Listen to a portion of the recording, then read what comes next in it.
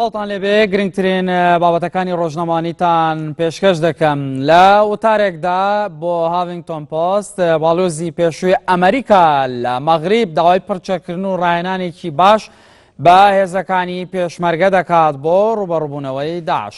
مارک چارلز گیسنبێرگ باڵیۆزی پێشووی ئەمریکا لە مەغریب و ڕاوێژکاری کۆشکی سپی لە ڕۆژهەڵاتی ناوەڕاست لە وتارێکیدا داوا لە ئەمریکا دەکات ڕاهێنان بە پێشمەرگە بکەن و پڕچەکیان بکەن. مارک چارلز نووسیوێتی چەند ڕۆژێک بەر لە ئێستا پێشمەرگە توانی شنگال ڕزگار بکات کە ناوچەیەکی استراتیژیە. ئەو پێشکەوتنەش لەو جەنگەدا سەرکەوتنێکی گەورە بوو. گیسنبێرگ لە وتارەکەیدا نووسیوێتی سیر نەبێ بەلاتەنەوە کە زیاتر لە 125 ئەو چەک و جبەخانەی کە بۆ کورد و هێزە ئۆپۆزیسیۆنەکانی سووریا نێراون کەوتونەتە دەست گروپە تونڕەوەکانی ناو خاکی سووریا. لە گاردیانی بریتانی بڵاو کراوەتەوە بە شارەسەر سەرۆکی سووریا ڕایگەیان دۆخی وڵاتەکەی ئەو هۆکاری گەشەسەندنی داعش نەبووە، بەڵکو وڵاتانی ڕۆژئاوای تۆمەتبار کرد بە دروستکردنی داعش. ئەسەد لە دیدارێکیدا لەگەڵ میدیای نیشتیمانی ئیتالیا ڕای وتی داعش نە لە ڕووی سروشتی و نە لە ڕووی کۆمەڵاتیەوە لە سووریا توانای دروستبوونی نییە.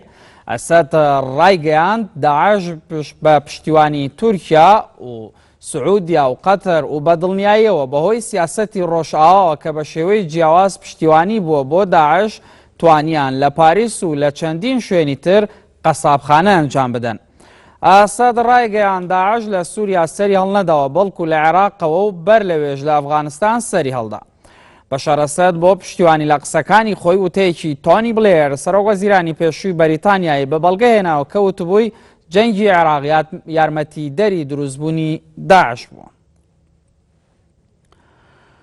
لە ڕۆژنامەی نیویۆرک تایمزی ئەمریکی دیدارێکی سازداوە لەگەڵ بۆواز گانۆر بەڕێوەبەری پەیمانگای نێودەوڵەتی دژە تێرۆر کە باز لە شێوازی تێشکاندنی داعش دەکات لە ڕێگای وشکردنی سەرچاوەدارایەکانی ئەو گروپەوە. ئەو پسپۆرە ڕایگەیاندووە شتێکی ڕوونە لە دوای جەنگی عێراق و ئەفغانستانەوە ئەمریکا نایەوێت هێزی زەمینی بۆ دەرەوەی خاکەکەی ڕەوانە بکات، بەڵام بەهۆی ئەوەی داعش خاک و ناوچەیەکی کۆنتڕۆڵ کردووە بە بێبوونی هێزی زەمینی ناتوانرێت تێک بشکێنرێت. بوازگانۆر ڕایگەیاند پێویستە موسڵمانیش لە ڕووی فکریەوە ڕوبەڕووی داعش ببنەوە. ئەو پسپۆرە پێشنیاز دەکات کە سەرچاوەدارایەکانی داعش بە ئارمانج بگیرێن و ڕێگری لە چالاکیەکانی ئەو ڕێکخراوە بکرێت لە ڕێگای هێرشەکانەوە. هەروەها لە حورریەت دەیلی نیوزی تورکی بڵاو کرەوەتە جۆهانس هان لە کۆمسیۆنی یەکێتی ئەوروپا ڕایگەیان سەرکردەکانی یەکێتی ئەوروپا بە پەیوەندیەکانیان دەچنەوە لەگەڵ تورکیا و ئەمەش لە میانەی کۆبوونەوەیەکی لووتکەی سەرکردەکانی ئەوروپا و ڕەجەب تەیب ئاردۆغانی سەرۆک کۆماری تورکیا تاوتێ دەکرێت لە کۆتایی ئەم ساڵ. ئەو لێدوانانەی ئەندامەکەی کۆمسیۆنی یەکێتی ئەوروپا دوای نزیکەی هەفتەیەک دێت لە ڕەخنە و نیگەرانیەکانی یەکێتی ئەوروپا سەبارەت بە ئەنکەرە بەهۆی پێشێلکردنی مافەکانی مرۆڤەوە.